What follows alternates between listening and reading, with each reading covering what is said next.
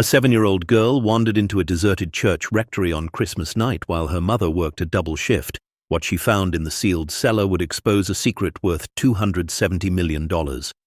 Before we dive into the story, make sure to smash subscribe because tomorrow we have an extra special story for you that will blow your mind. The snow fell like broken glass against the window of the tiny apartment on 7th Street. Emma pressed her nose to the cold pane, her breath fogging the view of the street below where Christmas lights blinked weakly through the storm. She was 7 years old, small for her age, with dark hair that her mother always said needed brushing, and eyes that noticed everything adults wished she wouldn't. Behind her, Sarah Monroe moved through their 2-bedroom apartment with the practiced efficiency of someone who'd learned to do 3 things at once, just to survive. Sarah was 31 but looked older under the fluorescent kitchen light. Her scrubs were wrinkled from a 12-hour shift she'd just finished, and now, on Christmas Eve, she was pulling on a fresh pair for another. The hospital had called an hour ago. Respiratory virus outbreak, all hands on deck, double pay. She couldn't say no, not with rent due in 6 days and Emma's school fees stacking up like accusations on the kitchen counter. "Mama," Emma said softly, not turning from the window. "it's snowing really hard." "I know, baby." Sarah's voice was tight as she tied her hair back. "Mrs. Patterson will be here any minute. She's going to make you hot chocolate, and you two can watch those Christmas movies you love." Emma finally turned. Her face was thoughtful, too thoughtful for 7. "You have to work on Christmas." Sarah knelt down, taking Emma's small hands in hers. They were warm, sticky from the candy cane she'd been holding. "Just tonight. Tomorrow morning I'll be home and we'll open presents together, I promise." "We only have 3 presents." Sarah's throat tightened. "Then we'll open them really slow." Emma smiled at that, a small, brave thing that broke Sarah's heart. The knock at the door came soft and wheezing. Mrs. Patterson stood in the hallway, 78 years old, wrapped in a coat that smelled like mothballs and peppermint. She'd lived across the hall for 15 years and had watched Emma since she was born. Sarah trusted her more than anyone in the world. "Oh, this storm," Mrs. Patterson huffed, stepping inside. "They're saying it's the worst we've had in 20 years. Sarah grabbed her coat, kissed Emma's forehead 3 times like always, and headed for the door. "I'll be back by 8 in the morning. Call me if anything happens." "We'll be fine," Mrs. Patterson said, already settling into the worn armchair. "Won't we, sweet girl?" Emma nodded, but something in her chest felt tight. She watched her mother disappear down the hallway, heard her footsteps fade, and suddenly the apartment felt too quiet, despite Mrs. Patterson humming in the corner. By 9 o'clock that night, the storm had swallowed the town whole. The power flickered once, twice, then died completely.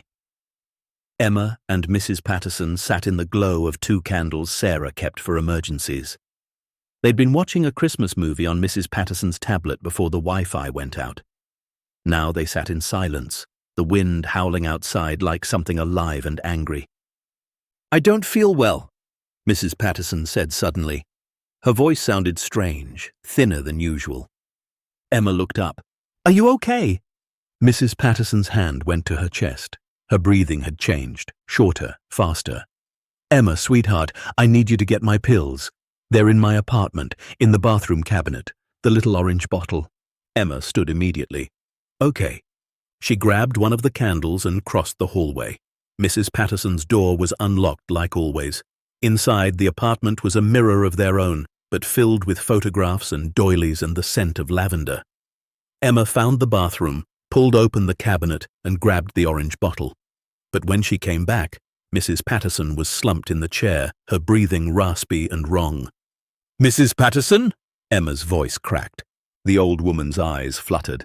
"Phone," she whispered. "Call someone." Emma grabbed Sarah's old landline phone from the kitchen. Dead. She tried Mrs. Patterson's cell phone. No signal. The storm had taken everything. Panic rose in Emma's chest like cold water. She looked at Mrs. Patterson, whose lips were turning pale, and she made a decision. She pulled on her winter coat, the purple one with the hood that was too big, and shoved her feet into her boots. "I'm getting help," she said. "I'll be right back." Mrs. Patterson tried to speak, but Emma was already out the door. The cold hit her like a fist. Snow whipped sideways, stinging her cheeks, blinding her. Emma knew the neighborhood well enough. 3 blocks down was a convenience store. Maybe someone there could help. Maybe they had a phone that worked. She pushed forward, head down, boots crunching through snow already 6 inches deep. But the store was dark, closed. Everything was closed. Emma turned in a circle, breath coming in short gasps. The streetlights were out. The Christmas decorations hung dark and lifeless. She was alone in a world turned white and silent except for the wind. Then she saw it. Rising above the bare trees at the end of Oak Street, a dark shape against the darker sky. The old rectory. St. Michael. Everyone in town knew about it. The church itself had burned down in 1993, but the rectory still stood, ancient and alone, supposedly empty for decades. Kids said it was haunted. Adults said it was a waste of city property. But Emma had passed it 100 times on walks with her mother, and she'd always thought it looked sad more than scary. She ran toward it now, legs burning, lungs aching. The building loomed larger with each step, 3 stories of dark stone and narrow windows, a relic from another century. The gate was open, hanging crooked on rusted hinges. Emma slipped through and stumbled up the front steps. The massive oak doors were taller than any she'd ever seen, carved with faded religious symbols she didn't understand. She grabbed the iron handle and pulled, expecting it to be locked. It wasn't. The door opened with a low groan that sounded almost like a sigh, and Emma fell inside. The silence hit her first, not the absence of sound, but the presence of it, thick and waiting. Emma stood in a grand foyer, her breath misting in the freezing air. Moonlight filtered through tall stained glass windows, casting colored shadows across marble floors covered in dust. A staircase curved upward into darkness. Doorways led to rooms she couldn't see. Everything was still, preserved, like a photograph of a place that time forgot. Emma's teeth chattered. "Hello?" Her voice sounded too small. No answer, but she noticed something. No dust on the doorknob she'd just touched. And there, near the stairs, a set of footprints in the dust. Recent. Someone had been here. She moved deeper into the foyer, past a table where mail sat stacked and yellowed, postmarked from 2001. Past a coat rack where a single black jacket hung, stiff with age. Everything felt wrong and right at the same time, like walking through a dream where the rules were different. Emma found what she was looking for in a room to the left, an office. A desk sat beneath a window, papers scattered across its surface, and there, on the corner, a phone. She grabbed it, held it to her ear. Dead. Of course it was. She set it down and looked around. The room was lined with bookshelves, heavy volumes with cracked spines. A filing cabinet stood in the corner, drawers slightly open. And on the desk, barely visible in the dim light, a flashlight. Emma picked it up and clicked it on. The beam cut through the darkness, strong and steady. Her hands stopped shaking. She had light. She had shelter. She could wait here until the storm passed, then run back to Mrs. Patterson. It would be okay. But as she turned to leave, the beam of her flashlight caught something. A door she hadn't noticed before, tucked beneath the staircase, partially hidden by shadow. It was different from the others, heavy and iron-bound, with a lock that looked newer than everything else in this place. Emma stepped closer. The door was marked with a small brass plaque, tarnished but readable. It said one word in Latin she'd seen before in books at the library. She sounded it out slowly. Infernum. She didn't know what it meant, but something about that door pulled at her, a feeling in her chest, like curiosity mixed with fear. She tried the handle, locked. But when she stepped back, her boot hit something. A key, small, iron, lying on the floor as if someone had dropped it, or left it. Emma picked it up. It was cold and heavy in her palm. She looked at the door, then at the key, then back at the door. Every story her mother had ever told her about not going into strange places echoed in her head. But so did another voice, quieter, deeper. The voice that said, "Sometimes you have to be brave even when you're scared." She slid the key into the lock. It turned with a click that echoed through the empty foyer. The door opened inward, revealing a staircase descending into absolute darkness. The air that rose from below was different, colder, stale, like breathing the exhale of something that had been holding its breath for a very long time. Emma stood at the top of those stairs, flashlight beam trembling in her hand. She thought about Mrs. Patterson slumped in the chair. She thought about her mother working through Christmas. She thought about being 7 years old and alone in a building everyone said was abandoned but clearly wasn't. And then she thought about the one thing her mother always told her. "You're braver than you know, baby girl. You're stronger than you think." Emma took the first step down. The stairs were stone, worn smooth in the center from decades of footsteps. 15 steps, she counted, each one taking her deeper into the cold. The walls pressed close on either side, rough brick that scraped her coat when she leaned too far. Cobwebs hung in the corners, thick and grey. But again, no dust on the handrail. Someone had been down here. Recently. At the bottom, the stairs opened into a cellar. Not a basement like in her apartment building, but something older, bigger. The flashlight beam swept across the space, revealing a vaulted ceiling held up by thick stone pillars. The floor was uneven, centuries-old brick that had cracked and shifted. Shelves lined one wall, empty except for a few broken crates. A workbench sat against another, tools still scattered across its surface. But it was the far wall that stopped Emma cold. Because there, almost invisible in the shadows, was another door. This one was different. Metal, riveted, with a wheel lock like something from a submarine or a bank vault. And unlike everything else in this place, it looked maintained. No rust, no dust. The metal gleamed dully in her flashlight beam. Emma walked toward it slowly, her footsteps echoing. As she got closer, she noticed something else.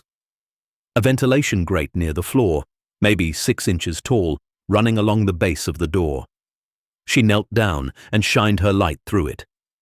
What she saw made her breath catch. Beyond the door was another room, and stacked inside, visible through the narrow grate, were boxes. Dozens of them. And something else. Something that gleamed in a way that made her think of the gold star her teacher put on good papers. Emma's heart pounded. She stood and examined the wheel lock. It looked complicated, designed to keep people out. But next to it, hanging on a small hook that was almost invisible in the dim light, was a piece of paper. Old, yellowed, but the handwriting was still clear. It was a list of numbers, combinations, and at the top, written in shaky script, 3 words. For the worthy finder. Emma read the numbers carefully. 32, 15, 8, 41. She reached up, standing on her tiptoes, and began to turn the wheel. Right to 32, left past 0 to 15, right again to 8, left to 41. With each number, something inside the door clicked. When she finished the sequence, she heard a heavier sound, deeper, like something large and old letting go. She grabbed the wheel with both hands and pulled. The door resisted, then swung open with a groan of metal on metal. Stale air rushed out, carrying the scent of paper and something else, something metallic and old. Emma stepped inside. The room was smaller than the cellar, maybe 10 feet by 10 feet, with a ceiling so low she could almost touch it.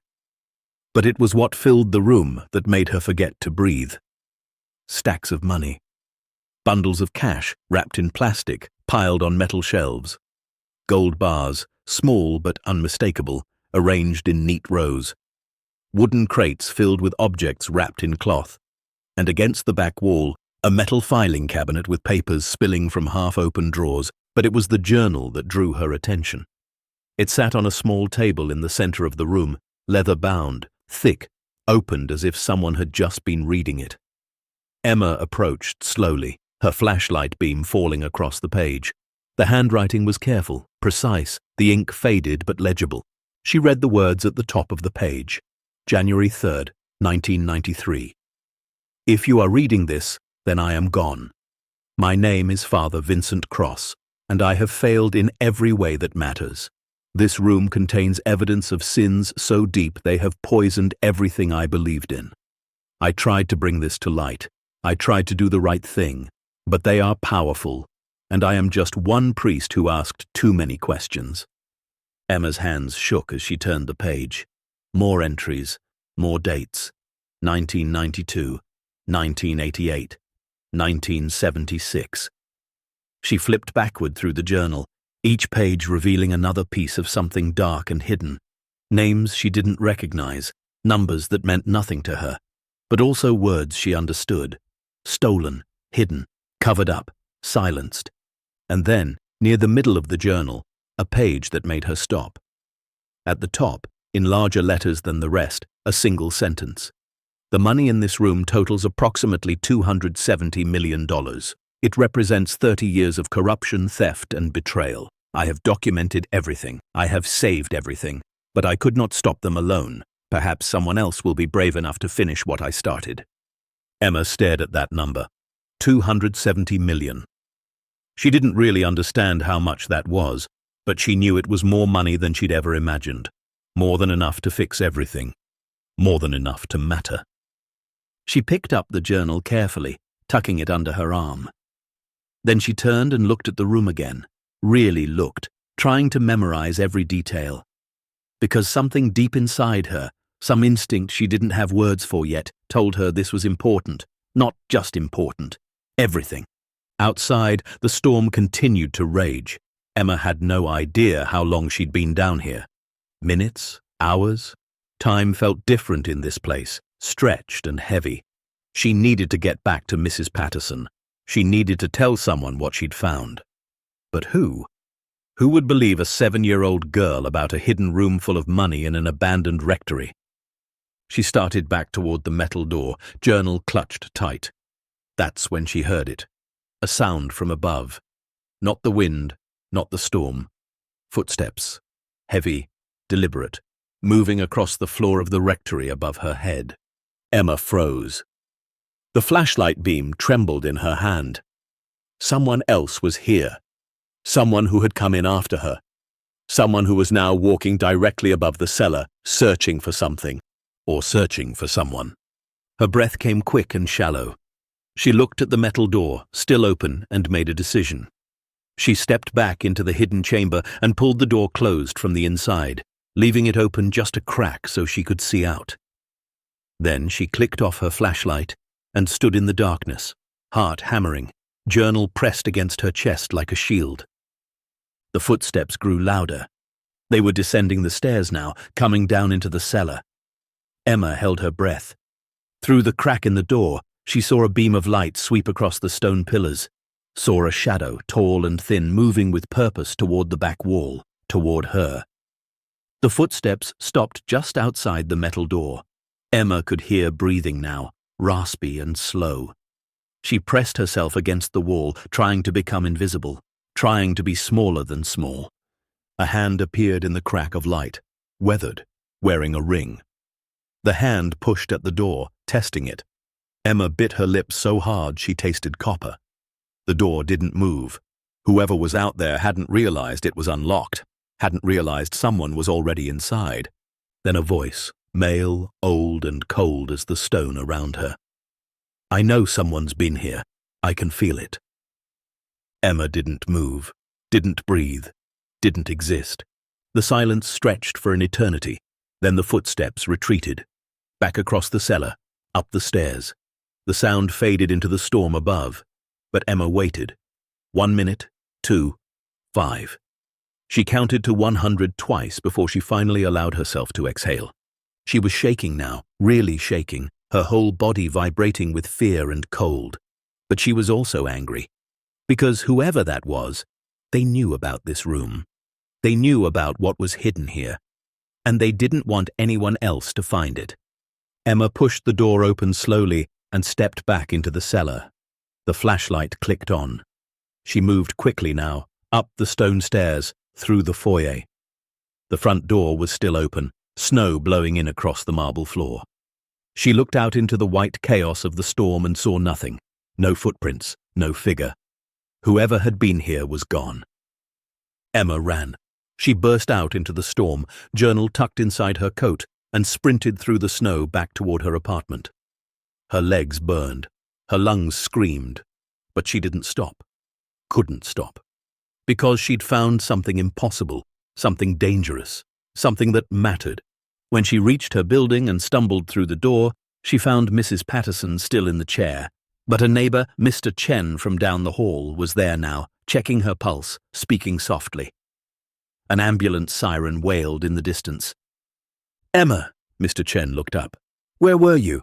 We've been worried sick."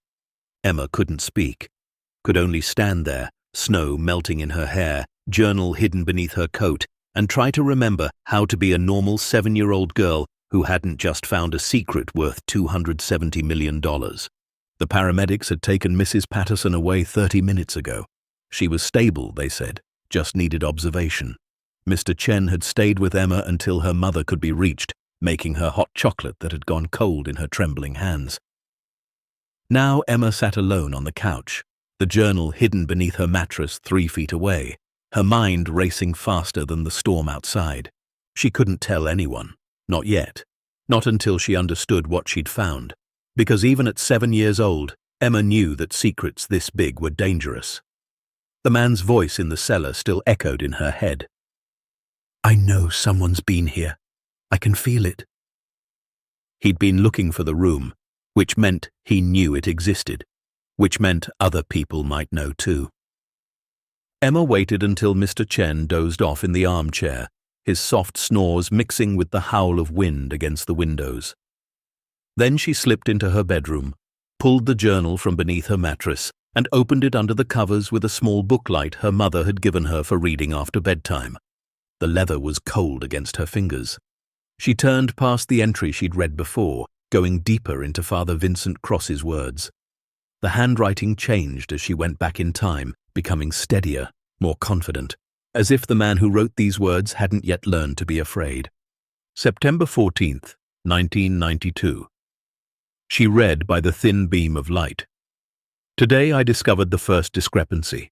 $50,000 marked as building maintenance that never happened. I thought it was an accounting error. I was naive.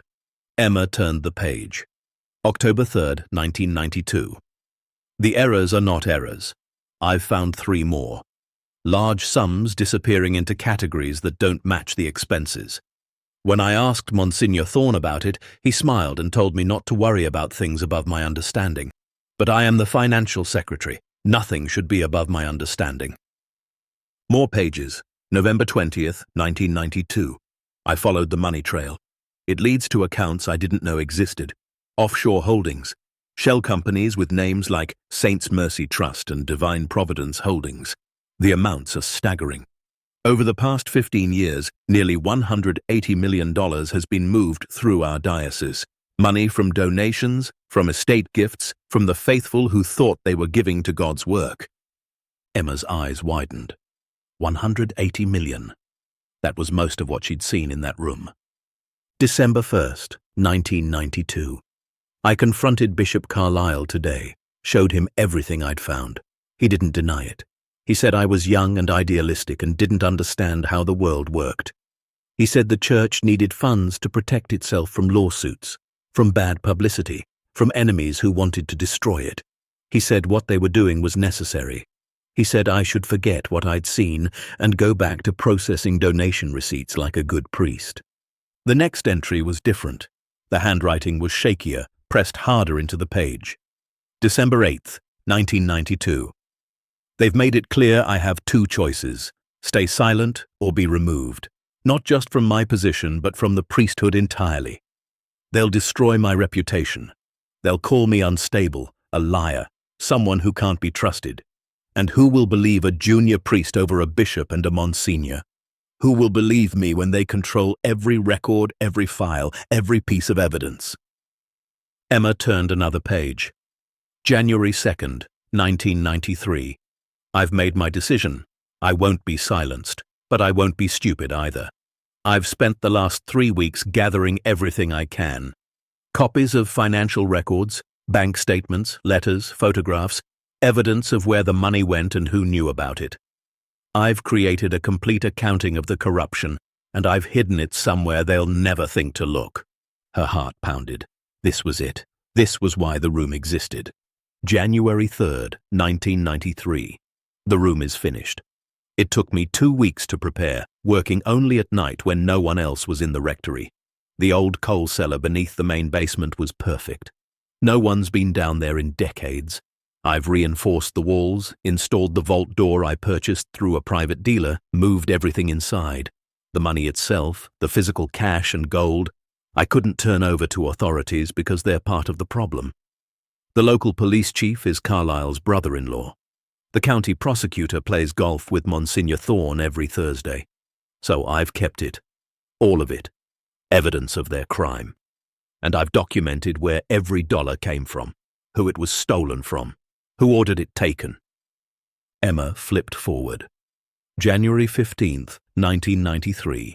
I met with a reporter today. Margaret Reeves from the Herald. I told her everything. Showed her copies of documents. She believed me.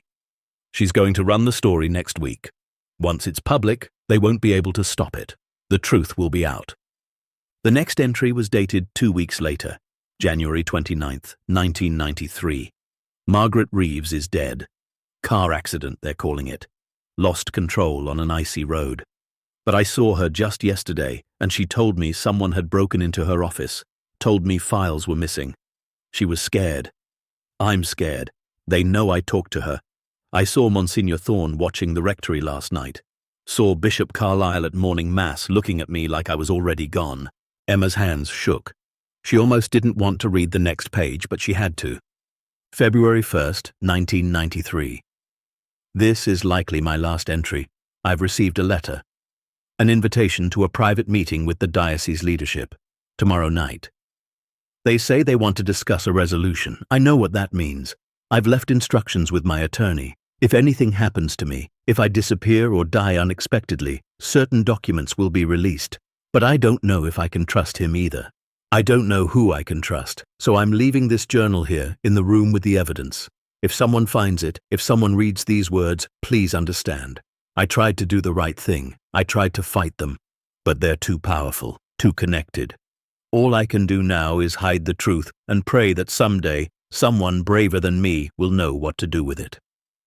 That was the last entry. Emma turned the page, but the rest of the journal was blank. She sat there in the darkness, her booklight creating a small circle of illumination in her lap, and tried to process what she'd just read. Father Vincent Cross had died. That much was obvious, and he'd died trying to expose corruption that went all the way to the top of the church. He'd hidden millions of dollars and evidence of crimes, and then he'd disappeared. Emma didn't know much about the world, but she knew enough to understand what that meant. They'd killed him. The people he'd tried to expose had killed him. And those people, or people like them, were still out there. One of them had been in the rectory tonight, looking for the room, looking for what Father Cross had hidden. Emma closed the journal carefully and tucked it back under her mattress. Her mind raced. What was she supposed to do? She was 7 years old. She couldn't go to the police. Father Cross had said they were part of the problem. She couldn't tell her mother. Sarah would panic and try to protect her, probably by pretending none of this existed. She couldn't tell a teacher or a neighbor or anyone else because who would believe her? But she also couldn't do nothing, because somewhere out there, people had been stolen from. Families had donated money thinking it would help others, and instead it had been taken by men who used their positions of trust to line their own pockets. And a good man had died trying to make it right. Emma lay back against her pillow, staring at the ceiling. Outside, the storm was finally beginning to ease. The wind had died down to a low moan. Snow still fell, but softer now, quieter. Somewhere in the distance, she heard a plough scraping the main roads, the sound of the city slowly waking up from the chaos. She thought about Mrs. Patterson, about how scared she'd been when the old woman couldn't breathe, about running through the storm looking for help, about finding the rectory and the room and the journal by accident. Or maybe not by accident. Maybe Father Cross had been right. Maybe sometimes the universe put things in front of you because you were the one who was supposed to find them. Emma made a decision. Tomorrow, after her mother came home, after Christmas morning, after everything went back to normal, she would go back to the rectory. She would read more of the documents in that room. She would figure out exactly what Father Cross had discovered, and then, somehow, she would figure out how to make people listen. She was 7 years old, but she was also brave. Her mother had told her that. And right now, bravery was the only thing she had. Across town, in a hospital that smelled like antiseptic and exhaustion, Sarah Monroe peeled off her latex gloves and dropped them in the trash. Her shift was finally over. 16 hours of chaos, patients flooding in with respiratory infections and storm-related injuries, doctors shouting orders, nurses running on fumes and coffee. She was so tired she could barely remember her own name. She grabbed her phone from her locker and saw the notifications. 7 missed calls, 12 text messages. Her heart stopped. She scrolled through them quickly. Mr. Chen, Mrs. Patterson in ambulance, Emma alone, where are you? Call immediately. Sarah's hands shook as she dialed Mr. Chen's number. He answered on the first ring. Sarah, thank God. Emma's fine, she's asleep. Mrs. Patterson is stable at County General, but there was a situation. What kind of situation? Sarah was already running toward the exit. Mrs. Patterson had an episode. Emma tried to get help, went out in the storm. She came back safe, but Sarah, she was gone for almost an hour. I don't know where she went. Sarah's blood turned to ice. An hour? In that storm? She's 7 years old. I know, but she's okay. She's home. She's sleeping. I stayed with her. But Sarah, you need to come home. Sarah was already in her car, engine roaring to life. The roads were still a mess, snow piled high on the sides, but she didn't care. Her daughter had been out in a blizzard on Christmas Eve, and she hadn't been there. She'd been at work because they needed the money, because she always needed the money, because being a single mother meant choosing between being there and keeping the lights on. The drive took 20 minutes that felt like 20 hours. When she finally burst through the apartment door, she found Mr. Chen sitting in the armchair, exactly where Emma had left him. He stood quickly. She's in her room, he said quietly. Hasn't made a sound for the last 2 hours. Sarah nodded, barely holding herself together. Thank you. For everything. I don't know what I would have done. Don't mention it. That girl is something special, Sarah. You know that, right? Sarah did know. She just wished the world would stop testing exactly how special Emma had to be. After Mr. Chen left, Sarah stood outside Emma's bedroom door for a long time, just listening to her daughter breathe. The soft, steady rhythm of sleep. The sound that told her Emma was alive and safe and here. Finally, she opened the door and slipped inside. Emma was curled on her side, dark hair spread across the pillow, one hand tucked under her cheek. She looked impossibly small in the dim light from the hallway. Sarah sat on the edge of the bed and brushed hair from Emma's forehead. Mama? Emma's eyes fluttered open. Hey, baby girl, I'm home. Emma sat up and wrapped her arms around Sarah's neck, holding on like she'd never let go. Sarah felt tears burn behind her eyes, but didn't let them fall. Not yet. Not in front of Emma. Mr. Chen said you went out in the storm, Sarah said softly. That you were trying to help Mrs. Patterson. Emma nodded against her shoulder. She couldn't breathe. The phones didn't work. I didn't know what to do. So you went for help. I went to the old church, the big one at the end of Oak Street, to see if there was a phone that worked. Sarah pulled back, looking at her daughter's face. The Rectory. Emma, that place is abandoned. It's not safe. The door was open, Emma said. And it wasn't abandoned, Mama. Someone's been there, recently. Something in Emma's voice made Sarah pause. There was a weight to her words, a seriousness that didn't belong in a 7-year-old.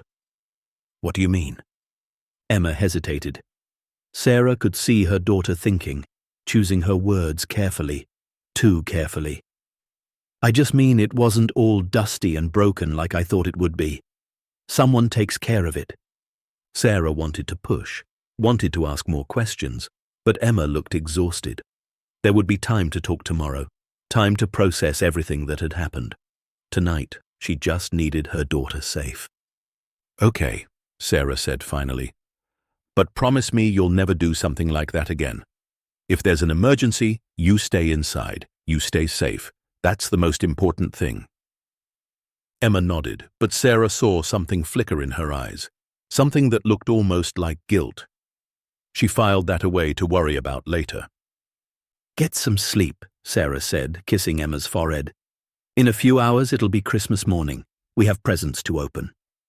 Emma smiled, small and tired. 3 presents. We're going to open them really slow. Sarah laughed, despite everything. The slowest opening in history. After Sarah left, closing the door softly behind her, Emma lay in the darkness and stared at the ceiling. She'd almost told her, almost said everything about the room and the journal and the money, but something had stopped her. The look in her mother's eyes, the exhaustion, the worry. Sarah had enough to carry. Emma wouldn't add to that burden, not yet. Not until she understood what she'd found well enough to explain it. She waited until she heard her mother's bedroom door close, waited another hour until the apartment fell completely silent, then pulled the journal out again. This time she went to the very beginning, to entries from decades ago. March 12th, 1968. Father Cross had written, "I've been assigned to St. Michael's as the new junior priest. The parish is beautiful, the congregation warm. I feel blessed to be here. Bishop Donovan seems like a good man, dedicated to serving his flock. I'm excited to learn from him." Emma flipped forward. The entries from the late 60s and early 70s were unremarkable. Parish activities, baptisms, marriages, funerals, the normal life of a priest. But then, in 1976, the tone began to shift. August 3rd, 1976. Bishop Donovan has asked me to take over the financial records. Our previous bookkeeper, Mrs. Hartley, passed away last month. He says he trusts me with this responsibility. I'm honored, though I must admit the state of the books is concerning. Many entries are vague. Large sums marked simply as administrative costs or diocesan fees. I'll need to organize everything properly. October 15th, 1976.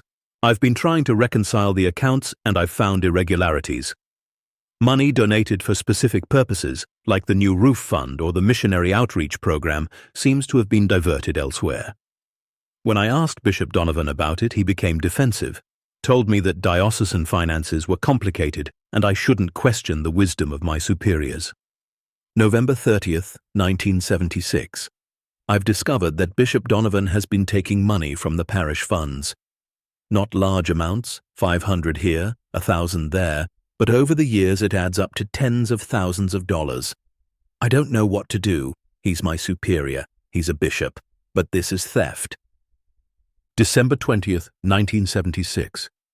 I confronted him. He admitted it. Said the diocese doesn't pay enough for a man in his position to live with dignity. Said he deserved compensation for his years of service. He made it seem so reasonable, so justified. And then he asked me to keep it quiet. Said if I truly cared about the church, I wouldn't create scandal by exposing him. I agreed. God forgive me, I agreed. Emma read faster now, watching as the corruption grew. Bishop Donovan retired in 1981, but not before bringing in Monsignor Thorne and teaching him the system. Thorne expanded it, brought in other priests, created the shell companies. By 1985, they'd stolen over $20 million. By 1990, it was over $100 million. What happens next will reveal a truth that shook an entire institution, expose names that still hold power today, and show how one man's courage tried to stop decades of corruption. Stay tuned to see what happens next. If you're enjoying the story, please like, share, and subscribe for more. Emma found a section from 1988 that made her stomach turn. A list of names. Contributors who'd given large donations, people who thought their money was going to help the poor, to fund schools, to support missionaries. Beside each name was a number showing what percentage of their donation had actually been used for its intended purpose. Most were under 10%. Some were zero. The Wilson family, $50,000 donated for new church bells, $5,000 spent on bells, $45,000 redirected to Monsignor Thorne's private account. The Chen family, $100,000 donated in memory of their deceased son for a scholarship fund. $0 spent on scholarships. $100,000 moved to offshore account. The Patterson family, $20,000 donated for homeless outreach, $2,000 spent on outreach, $18,000 diverted. Emma froze. Patterson. Mrs. Patterson across the hall had the same last name. She flipped to the front of the journal where Father Cross had included background information on major donors. And there it was. Gerald and Martha Patterson, longtime parishioners of St. Michael S., donated $20,000 in 1986 in memory of their stillborn granddaughter. The money was supposed to fund a program helping homeless families find housing. Mrs. Patterson had been stolen from. The woman who watched Emma when Sarah worked, who made her hot chocolate and let her play with her old jewelry box, who'd lived across the hall for 15 years barely scraping by on Social Security. That woman had once had enough money to donate $20,000 to her church, and they'd stolen most of it. Emma felt something hot and sharp in her chest. It wasn't just sadness, it was anger. The kind of anger that made her want to march into that church and demand they give the money back. But the church had burned down, and the men who'd stolen the money were probably still out there, probably still in power. She kept reading. Father Cross had documented everything, not just the theft, but what the money was used for. Expensive cars purchased through shell companies and given to church officials. Vacation homes bought in other states under fake names. Investment accounts that had nothing to do with church operations. Even blackmail payments to people who'd discovered pieces of the corruption and had to be silenced. In 1991, an accountant named Robert Mills had noticed irregularities while doing an independent audit. He'd been paid $250,000 to sign a clean report and keep his mouth shut. He'd taken the money. In 1989, a secretary named Linda Walsh had found documents that revealed the scheme. She'd been threatened with false accusations of theft herself. She'd quit and moved out of state. Again and again, people had gotten close to the truth, and again they'd been stopped. Through money, through threats, through fear, until Father Vincent Cross. He'd been different. He'd kept digging. He'd documented everything. He'd tried to go public, and they'd killed him for it. Emma found the entries from his final weeks and read them carefully. February 2nd, 1993, the day after his last entry. No writing, just a newspaper clipping taped to the page. The headline read, "Local priest dies in house fire." The article was brief. Father Vincent Cross, age 42, had died when a fire broke out in the St. Michael's Rectory. The cause was under investigation, but appeared to be an electrical issue. No other casualties. Memorial service to be held at Our Lady of Mercy Church. Someone had added the clipping to the journal. Someone who'd come back to the room after Father Cross died. Someone who wanted to complete the record. At the bottom of the page, in different handwriting, messier, hurried, were 3 sentences. They killed him. I saw them start the fire. I was too scared to say anything. No signature. Emma's blood ran cold. Someone had witnessed Father Cross's murder and done nothing, had been too afraid to speak up. And now, 30 years later, the people responsible were still free, still powerful, still stealing. She flipped to the last section of the journal where Father Cross had listed current diocese officials and their roles in the corruption. Bishop Marcus Carlisle, now Archbishop Marcus Carlisle, leader of the entire archdiocese, primary architect of the money laundering system, directly responsible for at least 90 million in stolen funds. Monsignor Robert Thorne, now Monsignor Robert Thorne, diocese financial officer, managed the shell companies and offshore accounts, directly responsible for at least 60 million in stolen funds. Father Raymond Durst, now Pastor Raymond Durst of St. Benedict. S. handled blackmail payments and intimidation of potential witnesses, responsible for the deaths of Margaret Reeves and Vincent Cross. Emma read those names 3 times, committing them to memory. These were the men who'd built an empire on theft and lies. These were the men who'd murdered to protect their secret. And according to Father Cross's notes, all 3 were still active in the church, still in positions of power, still trusted by thousands of people who had no idea what they were capable of. The journal included one final section, a detailed accounting of where all the physical evidence was stored in the hidden room. Filing cabinet, drawer 1, bank statements from 1976 to 1992. Filing cabinet, drawer 2, letters and correspondence proving knowledge of the theft. Filing cabinet, drawer 3, photographs of church officials with known criminals and money launderers. Metal box on top shelf. Original donation records showing discrepancies. Wooden crates along west wall. Religious artifacts purchased with stolen funds, including items stolen from other churches. Shelving unit, north wall. Cash and gold bars totaling approximately $90 million in current value. Emma's hands shook as she read that last part. 90 million just in physical assets. The rest was in accounts that Father Cross had documented but couldn't access. Money that was still out there somewhere, hidden in offshore banks and shell companies, controlled by men who thought they'd gotten away with it. She closed the journal and sat in the darkness of her room, her small heart pounding with the weight of what she knew. She was 7 years old. She liked drawing and playing with her toy horses and watching cartoons on Saturday morning. She was supposed to be worried about homework and making friends, and whether her mum would let her get a pet hamster. She wasn't supposed to be sitting in bed on Christmas Eve holding evidence of a 30-year conspiracy that had stolen hundreds of millions of dollars and killed at least 2 people she knew of.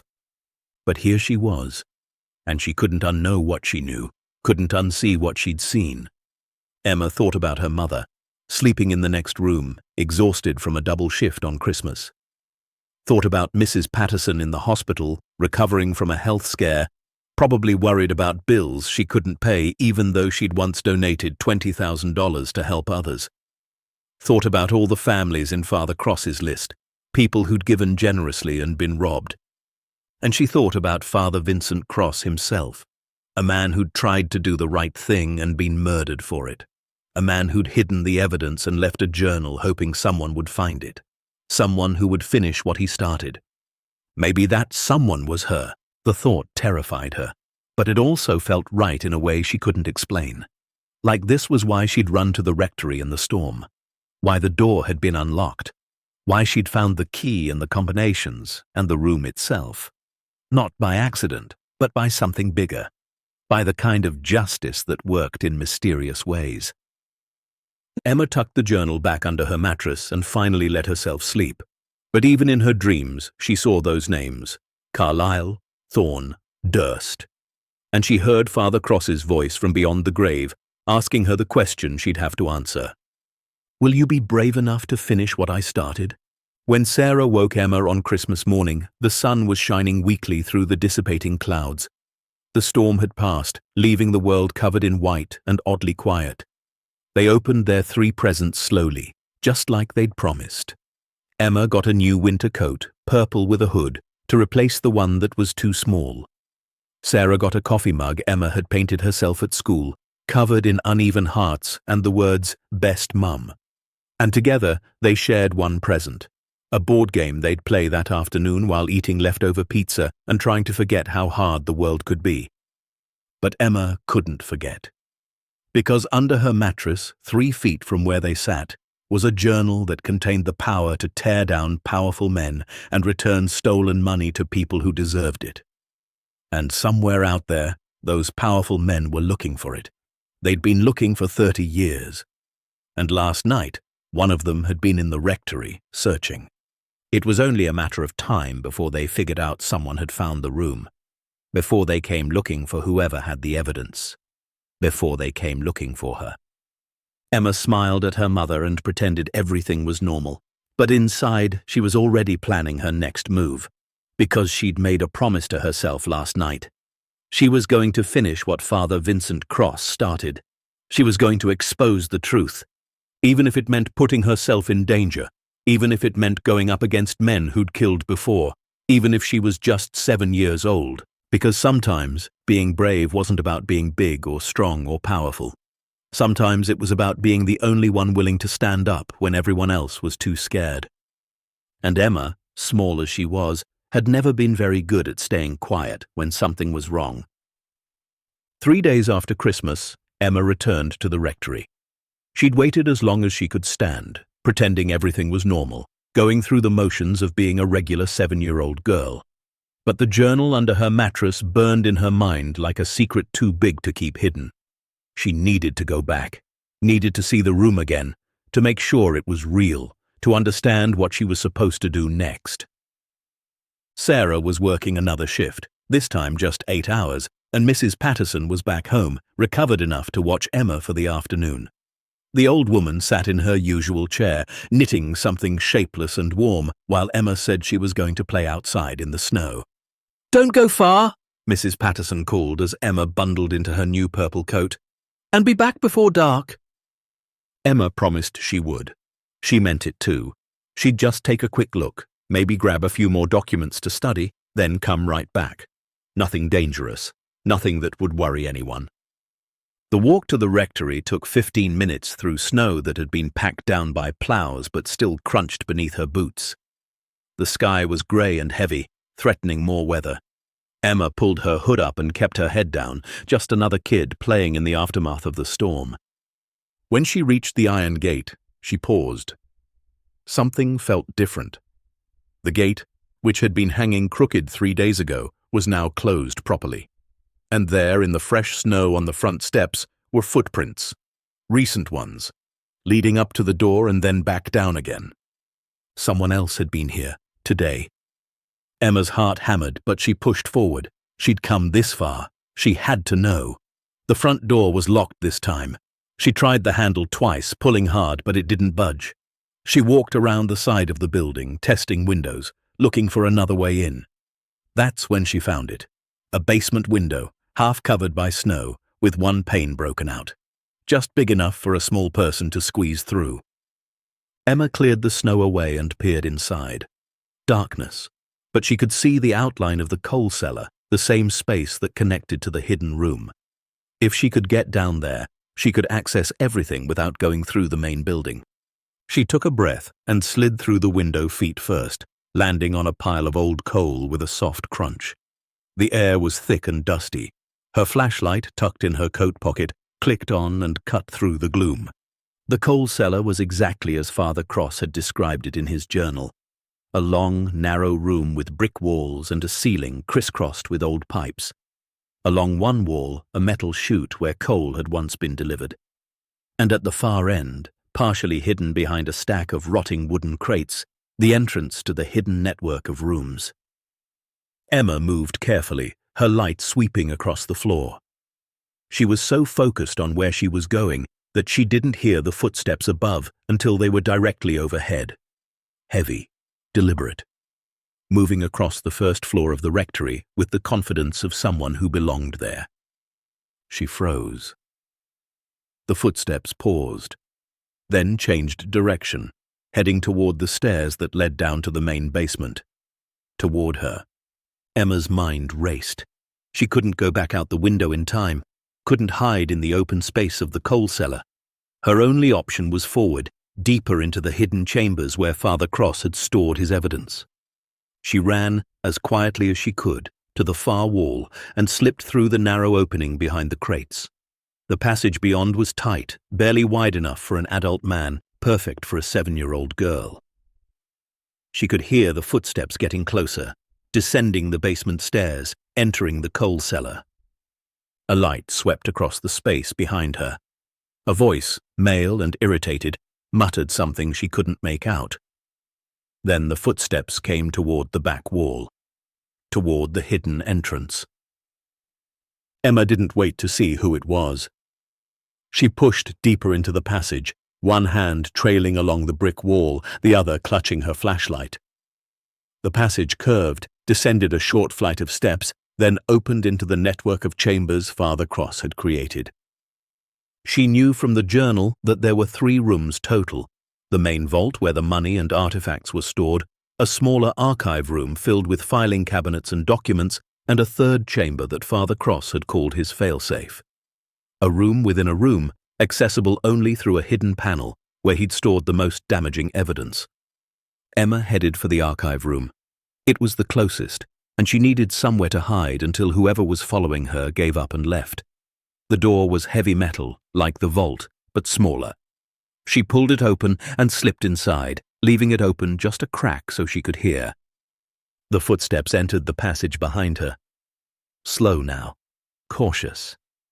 The beam of a powerful flashlight swept across the walls. And then the voice spoke, clearer this time, and Emma's blood ran cold.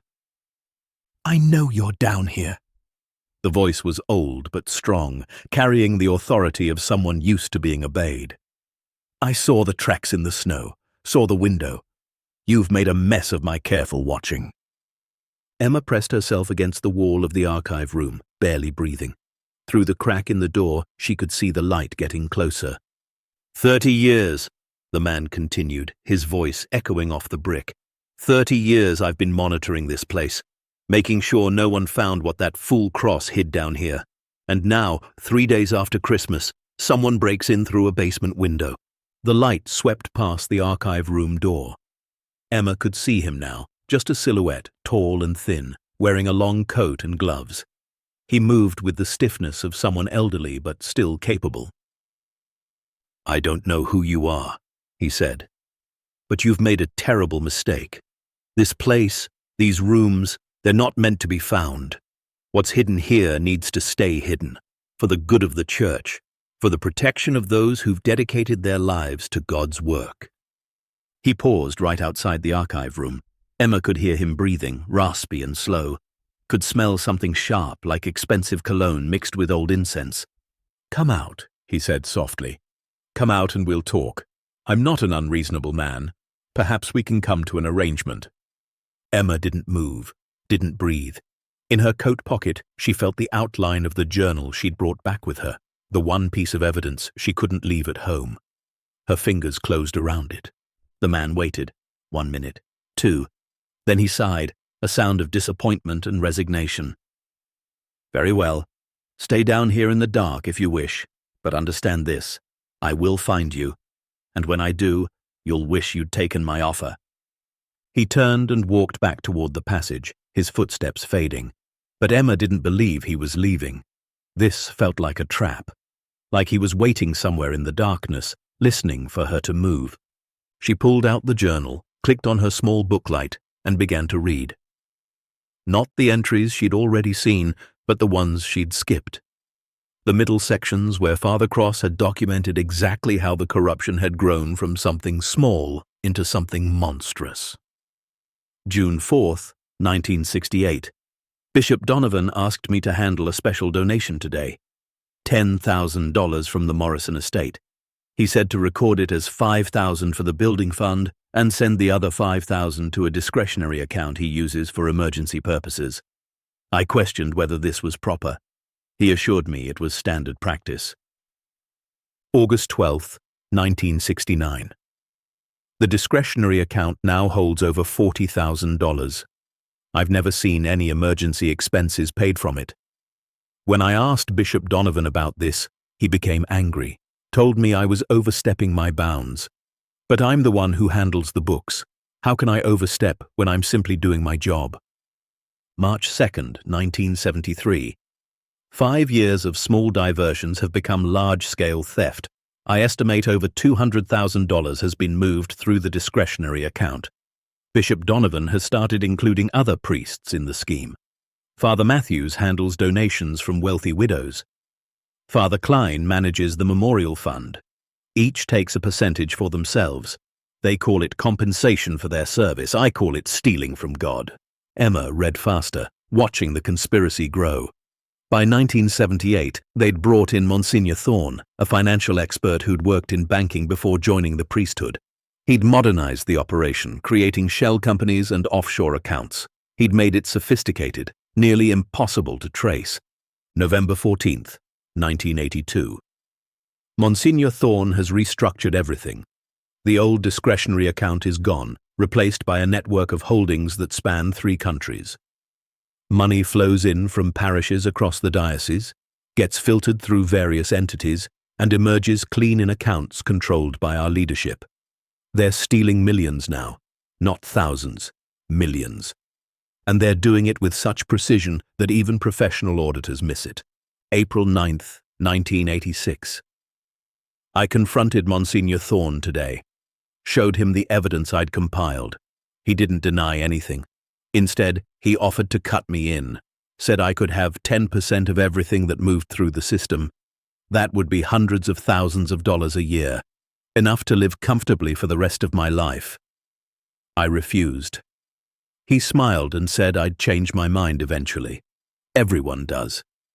But Father Cross hadn't changed his mind. He'd spent the next 7 years secretly documenting everything, copying files, photographing documents, building the case that would eventually be stored in these rooms. And in 1993, when he'd finally been ready to go public, they'd killed him. Emma read the entry she'd seen before, the one about Margaret Reeves dying in a convenient car accident. But now there was more context. Father Cross had included notes about other people who'd gotten too close. A diocese accountant who'd asked too many questions and suddenly been transferred to Alaska. A bishop from another diocese who'd started investigating financial irregularities and been forced into early retirement. A lawyer who'd threatened to expose the shell companies and then dropped the case after his daughter received threatening phone calls. They'd been doing this for decades, silencing anyone who got close, using money, pressure, fear, and when necessary, violence. Emma turned to the final section Father Cross had written, the one dated February 1st, 1993, his last full day alive. I've hidden everything in 3 layers, he'd written. The first layer is obvious, the money, the gold, the artifacts. Anyone who finds the vault will see those immediately. The second layer is the filing cabinets. Thorough investigators will examine those records and find evidence of financial crimes stretching back 30 years. But the third layer is the most important. Behind the north wall of the archive room, I've created a hidden chamber. Inside are the original documents proving murder, blackmail, and conspiracy at the highest levels of the church. These are the records that will bring down not just priests, but bishops, archbishops, possibly even cardinals. I've included a map showing how to access the chamber. I've left clues throughout this journal for whoever is brave enough to look. Emma's hands shook. A hidden chamber. More evidence. The most damaging evidence.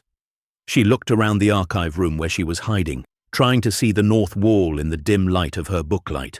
The room was small, maybe 8 feet square, with filing cabinets along 3 walls and a small desk in the corner. But the fourth wall, the one facing north according to the compass notation Father Cross had included in the journal, looked solid. Just old brick, slightly damp, covered in decades of grime. She stood and approached it, running her hand along the surface. At first, nothing. Just cold brick and mortar. But then, near the floor, her fingers found something different. A seam, almost invisible, where the mortar had been carefully removed and replaced with something that looked like mortar, but wasn't. It was softer, more flexible. Emma pulled at it gently. A section of brick, 6 inches wide and 8 inches tall, came away in her hand. Behind it was darkness. She shined her light through the opening and saw a small space, barely big enough for a person to crawl into. And inside, stacked neatly on metal shelves, were boxes. Dozens of them. Her heart raced. This was it, the third layer, the evidence Father Cross had died protecting. That's when she heard the footsteps again. Not in the passage this time, but directly above her. In the main vault.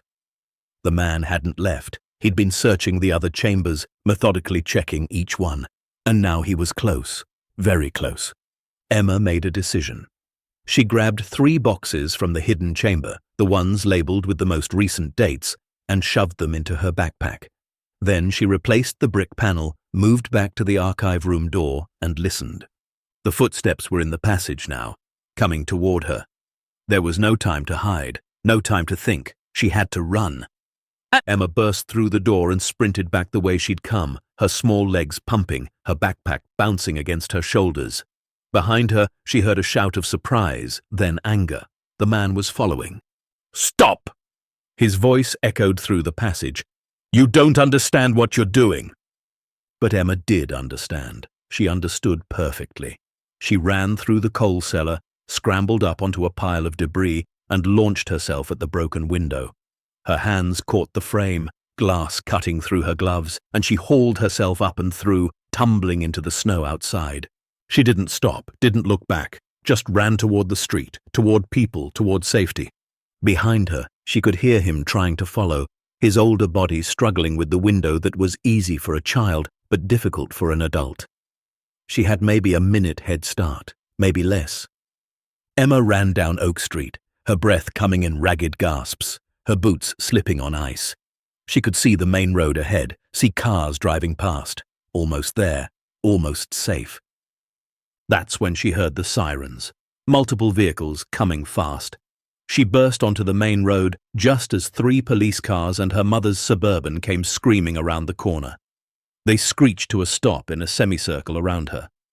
Sarah jumped out of the car, her face white with terror. "Emma! Oh my God, Emma!" Emma ran to her mother and collapsed into her arms, the journal and boxes still clutched in her backpack. Behind them, police officers were already moving toward the rectory, weapons drawn. "There's a man," Emma gasped. "In the basement. He was chasing me." One of the officers, a young man with kind eyes and a name tag that read Rodriguez, knelt down to Emma's level. "Can you describe him?" Emma nodded, her whole body shaking. Old, tall, black coat. He was looking for something in the basement. He said he's been watching the rectory for 30 years. Rodriguez exchanged a look with the other officers. 30 years? "There's more," Emma said. She pulled the journal from her backpack and held it out with trembling hands. "There's money down there, lots of it, and people need to know why." Officer Rodriguez took the journal carefully, as if he understood it was important even before opening it. When he flipped to the first page and saw Father Vincent Cross's name, his expression changed, became harder, more focused. "Sarah," he said quietly, not looking away from the journal, "take Emma to your car, keep her warm. This is going to take a while." Sarah didn't argue. She picked Emma up, even though Emma was really too big to be carried anymore, and held her close as she walked back to the Suburban.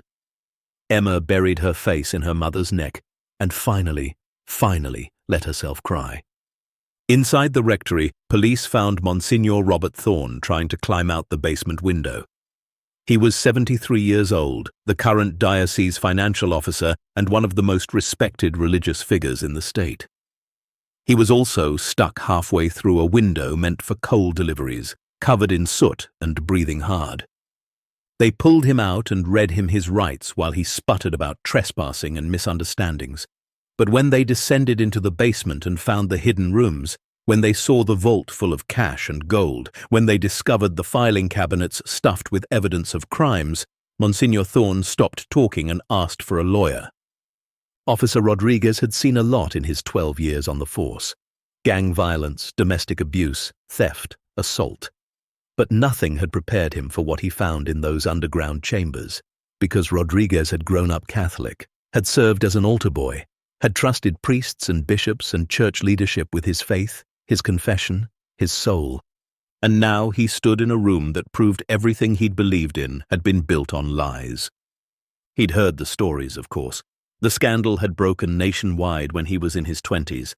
Priests abusing children, bishops covering it up, the church paying millions in settlements. It had shaken his faith then.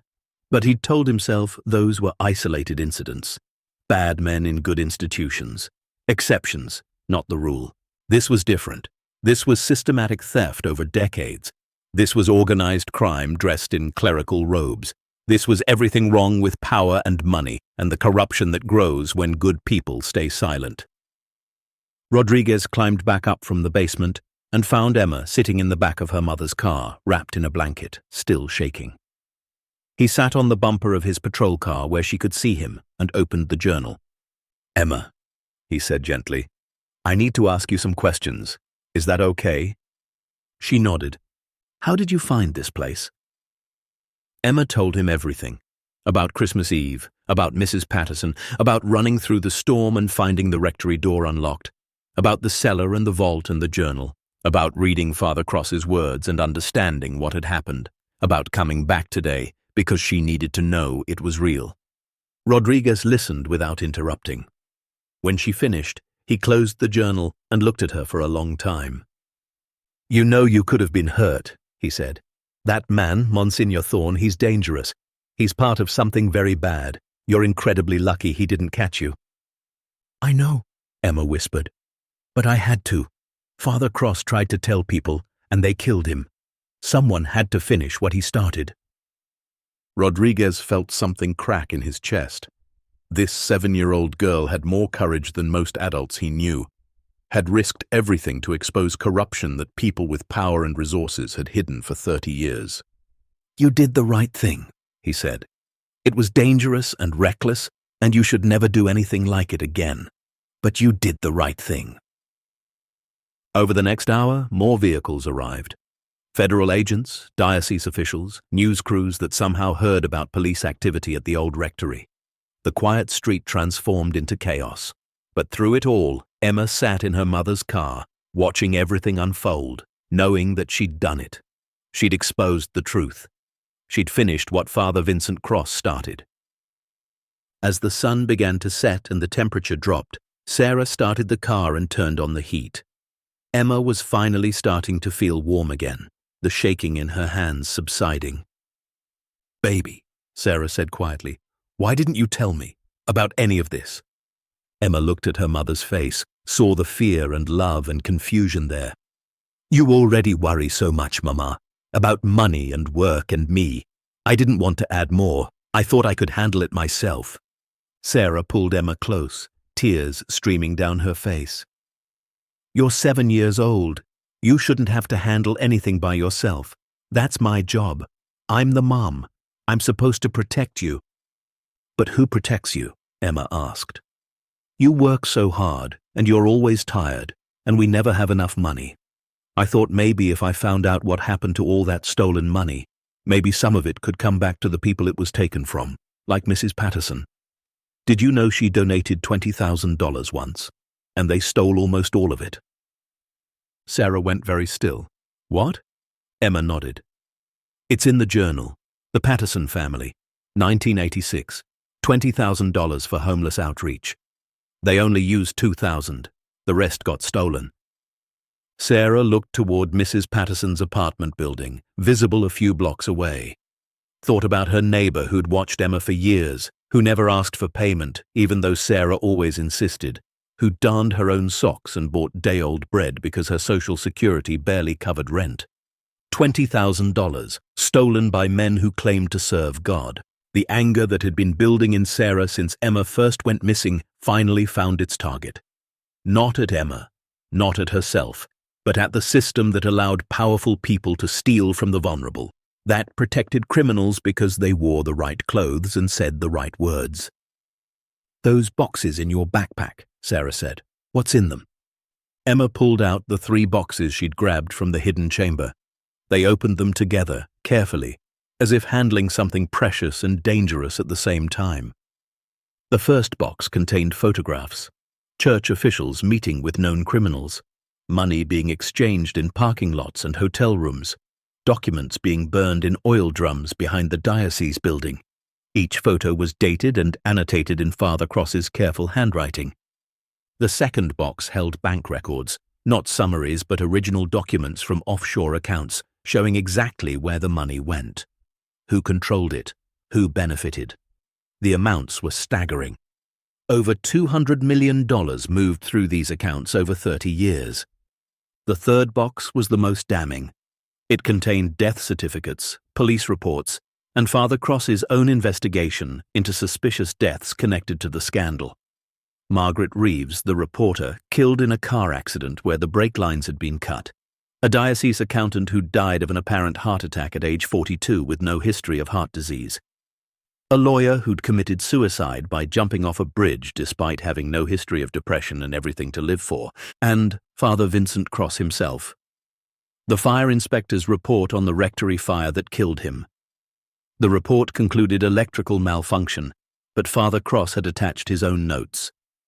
The wiring had been inspected 3 months before his death and deemed safe. The fire started in 3 separate locations simultaneously. Accelerant traces were found, but never mentioned in the official report. It was murder, covered up by people with enough power to manipulate investigations and control narratives. Emma and Sarah sat in the car, surrounded by evidence of corruption so deep and wide it had consumed an entire institution. And Emma, 7 years old and brave beyond measure, looked at her mother and said the words that would change everything. "We can't let them bury this again, Mama. Father Cross died trying to tell the truth. We have to make sure people listen this time." Sarah nodded, her jaw set. "We will, baby. I promise you, we will." By the time the sun fully set, Monsignor Robert Thorne was in custody. The rectory was secured as a crime scene. Federal agents had begun the process of cataloguing evidence, and Officer Rodriguez had made several phone calls to people he trusted. Journalists who wouldn't kill the story, prosecutors who couldn't be bought, investigators who still believed in justice. The story was going to break, and this time it wouldn't be silenced. Emma watched it all from the warmth of her mother's car, the journal still clutched in her lap, and felt something she'd never felt before.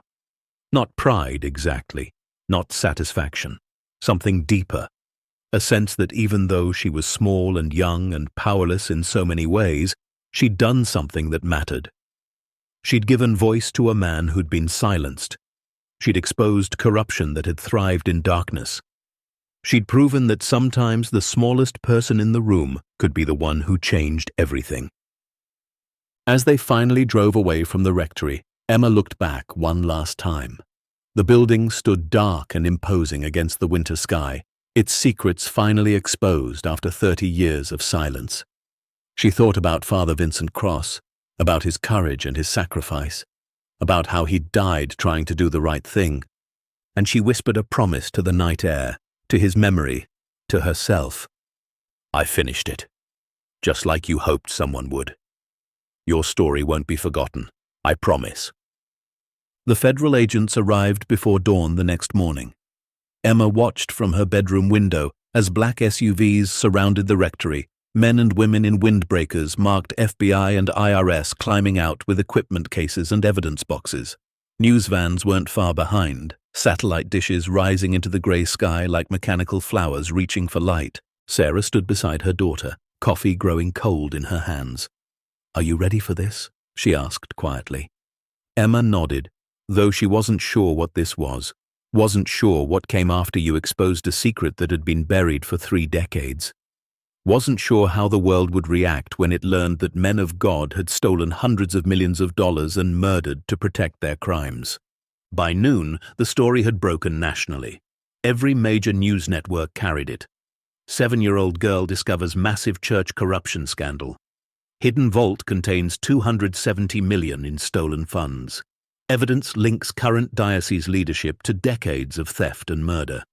The headlines screamed across television screens, websites, newspapers. Emma's school photo, the one from September where her hair stuck up funny on one side, appeared on broadcast news. Her mother's face, caught by a camera crew outside their apartment, played on loop. Their lives, which had been small and private and struggling, suddenly belonged to everyone. The phone rang constantly.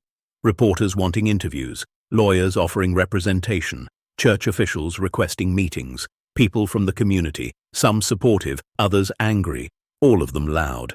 Sarah unplugged the landline after the 15th call and turned off their cell phones. They sat in silence in their small apartment while the world outside roared with opinions about what Emma had done. Officer Rodriguez came by that evening, out of uniform, looking exhausted. He sat at their kitchen table with Sarah while Emma pretended to do homework in the next room, but actually listened to every word. "The FBI has taken over the investigation," Rodriguez said. "They've brought in forensic accountants, art specialists, financial crimes experts. What your daughter found, Sarah, it's bigger than anyone imagined." "How much bigger?" Sarah asked.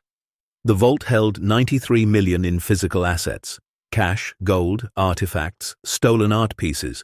But the documents Emma recovered, they trace an additional $177 million in offshore accounts, shell companies, real estate holdings. The total is $270 million, just like Father Cross calculated. Maybe more, once they finish the audit. Sarah's hand shook as she set down her coffee cup. $270 million, stolen from people who trusted them. From donations, estates, memorial funds, charitable contributions, 30 years of systematic theft. Rodriguez paused. They're making arrests. Monsignor Thorne is being held without bail. Bishop Carlisle, now Archbishop Carlisle, was taken into custody this morning. Father Durst tried to flee to Canada but was stopped at the border. Others are cooperating, providing testimony in exchange for reduced charges. Good, Sarah said, her voice hard. They should all go to prison. They probably will. The evidence is overwhelming. Father Cross documented everything. And Emma, she grabbed the 3 boxes that contained the most damaging material. The photographs proving criminal conspiracy. The bank records showing money laundering. The investigation into suspicious deaths. Rodriguez looked toward Emma's room. She has good instincts, your daughter. She knew exactly what would matter. Sarah felt tears burn behind her eyes. She's 7. She should be worried about dolls and cartoons, not evidence and corruption. I know, but she's also the bravest person I've ever met. Rodriguez stood to leave. The FBI wants to interview her formally. You'll need a lawyer present, someone who specializes in this kind of thing. I can recommend a few names. After he left, Sarah sat alone in the kitchen for a long time, trying to process how their lives had changed in less than a week. On Christmas Eve, she'd been working a double shift just to keep the lights on. Now her daughter was at the center of the biggest financial scandal in the state's history, maybe the country's history. Emma appeared in the doorway, small and quiet. Mama, are we in trouble? Sarah opened her arms and Emma climbed into her lap. Too big for it, really, but still small enough that Sarah could hold her close. No, baby, we're not in trouble. But a lot of people are going to ask you questions. A lot of people are going to want to know what you found and how you found it. It's going to be hard. Harder than being poor? Emma asked.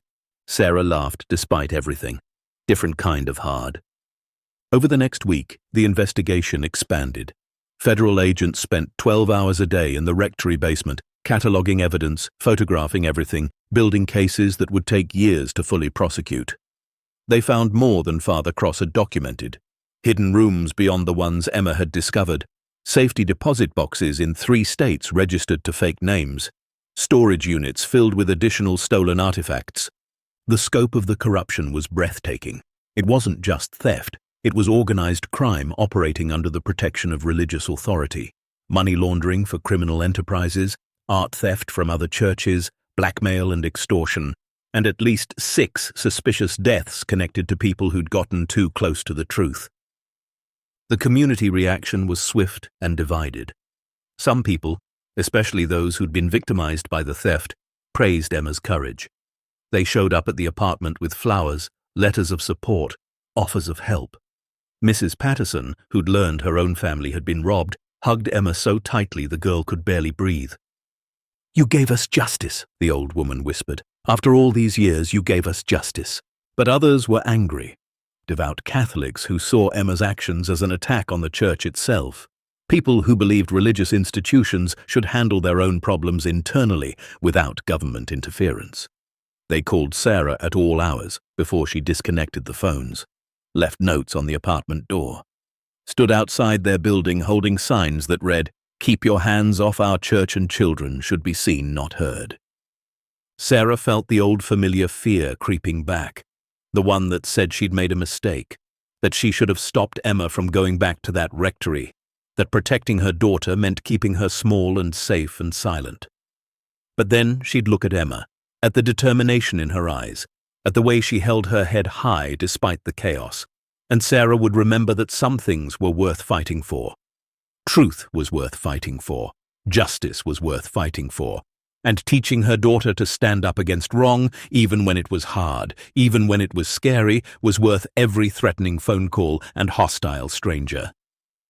The legal proceedings began in March, 3 months after Emma's discovery. The trials were held in federal court, prosecuted by a team of attorneys who'd built careers taking down white-collar criminals. The evidence was overwhelming. Father Cross's journal provided a roadmap. The documents Emma had recovered proved the crimes. The offshore accounts showed where the money went. One by one, the defendants fell. Monsignor Robert Thorne, 73 years old, was convicted on 47 counts of fraud, money laundering and conspiracy. He was sentenced to 35 years in federal prison. He'd die behind bars. Archbishop Marcus Carlyle, the most powerful religious figure in the state, was convicted on 62 counts, including racketeering, theft, and conspiracy to commit murder. He received 45 years.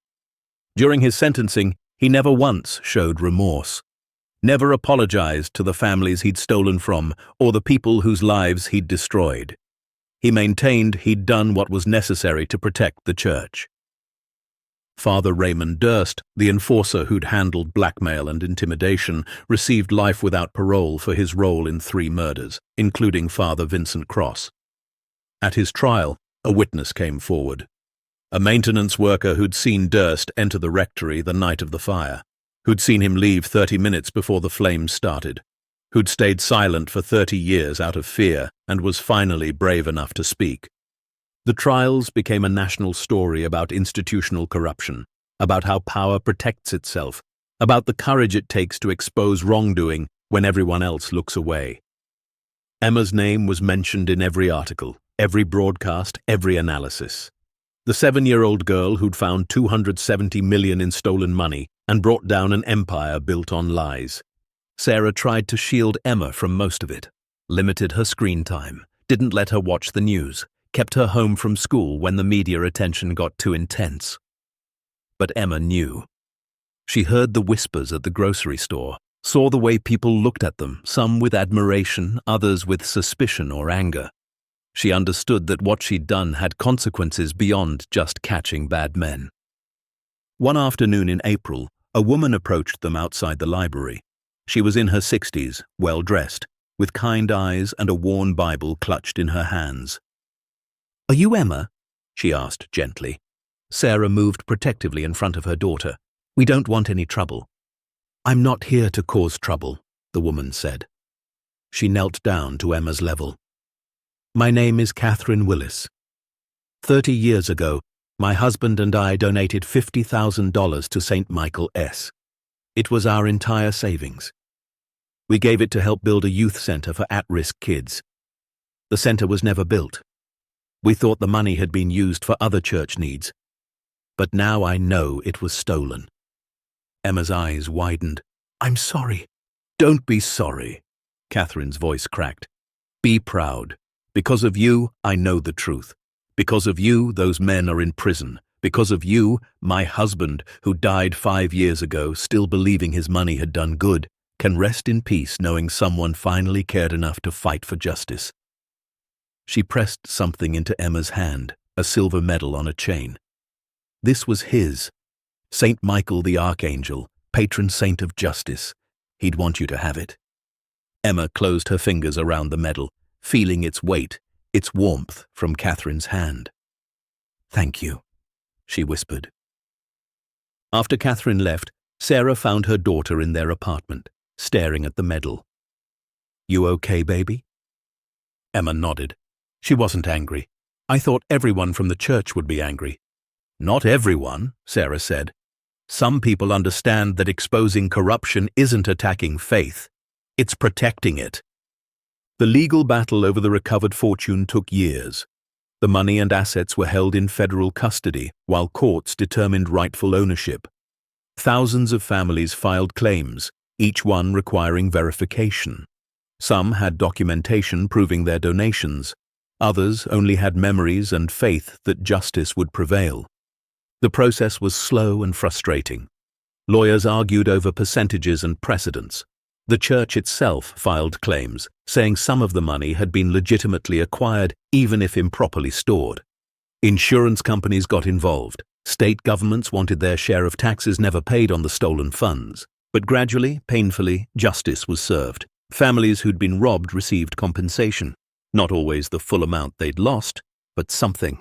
Recognition that their pain mattered, that their trust had been betrayed, that they deserved restitution. Mrs. Patterson received $12,000, most of what her family had donated decades ago. She cried when the check arrived, not because of the money, but because someone finally acknowledged what had been taken from her. Other families received similar payments. The Morrison estate, the Chen family, the dozens of other names listed in Father Cross's journal. Each received a letter along with their check. A letter explaining that their donation had been stolen, that a priest named Vincent Cross had tried to expose the theft and died for it, and that a 7-year-old girl named Emma had finished what he started. A portion of the recovered funds, nearly $40 million, was used to establish the Vincent Cross Foundation for Financial Transparency in Religious Organizations, an independent oversight body that would audit church finances, investigate complaints, and ensure that what happened at St. Michael's could never happen again. Emma and Sarah received a whistleblower reward, 10% of the recovered funds as determined by federal law. $27 million deposited into an account they never asked for and didn't know what to do with. Sarah stared at the bank statement for 3 days, unable to process the numbers. They'd been poor her entire adult life, had struggled to pay rent and buy groceries and afford Emma's school supplies. Now they had more money than she could spend in 10 lifetimes. "What do we do with it?" she asked Emma one evening as they sat together on the couch, the statement on the coffee table like an accusation. Emma thought for a long time. "Father Cross said the money was stolen from people who wanted to help others. Maybe we should use it to help others too." So they did. Sarah quit her nursing job, not because she didn't love the work, but because she was exhausted from years of double shifts and never sleeping. She went back to school, got a degree in non-profit management, and started an organization that helped single mothers afford childcare, housing, and education. The Emma Monroe Foundation, named after her daughter who'd taught her what courage looked like. They donated to schools, hospitals, homeless shelters, set up scholarship funds for kids who needed help, established emergency funds for families facing eviction or medical crises, gave away millions because having money meant nothing if you didn't use it to make the world better. They moved out of their old apartment into a modest house in a quiet neighborhood where people didn't recognize them and didn't care about the scandal. Emma went to a new school where she was just another kid, not the girl from the news. Sarah dated a kind man named Marcus who owned a bookstore and made them laugh. They built a normal life, or as normal as life could be after you'd exposed a $270 million conspiracy. 3 years after that Christmas night, Emma was 10 years old. She was taller now, her face losing some of its baby roundness, her voice more confident. She'd stopped having nightmares about the man in the cellar, stopped jumping at loud noises, stopped checking over her shoulder to see if someone was following her. She'd learned to live with what she'd done, with the knowledge that she'd changed hundreds of lives, that she'd brought justice to people who'd waited decades for it, that she'd honored a dead man's courage by refusing to let his sacrifice be forgotten. Every Saturday morning, Emma volunteered at the community center, teaching younger kids about bravery. Not the big, dramatic kind of bravery they saw in movies, but the everyday kind. The courage to stand up to bullies, the strength to tell the truth even when it's hard, the importance of speaking up when something's wrong. The kids loved her. They'd gather around while she told stories, never mentioning her own role in the scandal, but talking about abstract concepts of justice and integrity. Teaching them that being small didn't mean being powerless, that one voice raised at the right moment could change everything. One day, a little girl raised her hand. She was 6, tiny, with braids and gap-toothed smile. "Miss Emma, were you ever scared?" Emma smiled. "All the time." "But you did it anyway." That's what bravery is, being scared but doing the right thing anyway. The Rectory, St. Michael S., had been transformed. After the investigation concluded and the building was no longer needed as evidence, the city had purchased it with funds from the recovered fortune. They'd renovated it carefully, preserving its history while removing its darkness. Now it stood as the Vincent Cross Memorial Center for Truth and Accountability, a museum and resource center that told the story of what happened there. Father Cross's journal, protected behind glass, formed the centerpiece of the main exhibit. Emma's purple coat, the one she'd worn that Christmas night, hung nearby with a placard explaining how a 7-year-old girl had stumbled into justice. The hidden chambers had been preserved but made accessible. Visitors could walk through the coal cellar, see the vault where the money had been stored, understand the scope of the corruption. Educational programs taught about financial crimes, institutional accountability, and the importance of whistleblowers. A memorial garden behind the building honored the victims. Names carved in stone. Margaret Reeves, the reporter. Father Vincent Cross, the priest who tried to stop it. Others who died or suffered because they dared to question. And space for the unnamed, the families who'd donated in good faith and been betrayed. On a cold Saturday in December, 3 years and 1 week after Emma's discovery, she and Sarah visited the memorial. They'd been invited to a dedication ceremony for a new statue being unveiled. The artist had created a bronze figure of Father Vincent Cross, standing with his hand extended as if offering something precious. Truth, maybe, or hope. The crowd was small but sincere. Catherine Willis was there, along with other families who'd received compensation. Officer Rodriguez, now Detective Rodriguez, stood with his wife and young son. Members of the Vincent Cross Foundation, church officials who'd worked to reform the system from within. The mayor gave a speech about accountability and courage. The foundation director talked about progress made in the 3 years since the scandal broke. Then they asked Emma to unveil the statue. She walked forward, small but steady, Sarah at her side. Together they pulled the covering away. The bronze Father Cross gleamed in the winter sunlight, his face kind but determined, his eyes looking toward the future. At the base of the statue, a plaque read, Father Vincent Cross, 1951 to 1993. He died trying to expose the truth. A child finished what he started. May we never forget that justice requires courage, and courage comes in all sizes. Emma stared at those words for a long time. Then she stepped forward and placed a single white rose at the statue's base, just as she'd planned. She whispered, quiet enough that only Sarah could hear, "Thank you for trusting that someone would find it. Thank you for believing the truth mattered enough to die for. I promise we won't let people forget." Sarah squeezed her daughter's hand, tears streaming down her face. Around them, the crowd was silent, understanding they were witnessing something sacred, not the unveiling of a statue, but the closing of a circle that had been broken for 30 years. After the ceremony, as people drifted away, Emma stood in the memorial garden reading the names carved in stone. So many people hurt, so many lives disrupted, all because powerful men had chosen greed over integrity, personal gain over sacred trust, but also, she thought, so many people helped by what had been recovered. Families compensated, systems reformed, oversight established. The Vincent Cross Foundation working every day to ensure it never happened again. One person couldn't fix everything, but one person could start something, could light a match that became a fire that became a beacon showing others the way forward. Detective Rodriguez found her there, his son playing nearby. "You did good, kid," he said. 3 years later and we're still finding ripple effects from what you uncovered. Churches across the country have reformed their financial practices. Oversight has increased. People are asking questions they never asked before. Emma looked up at him. "Is it enough?" "I don't know," he said honestly. "Probably not. There's always going to be corruption somewhere. Always going to be people who abuse power. But you made it harder for them. You showed that even the most powerful can be held accountable. That matters more than you know." That evening, back in their warm house with the porch swing Sarah had always wanted, Emma sat at her desk doing homework.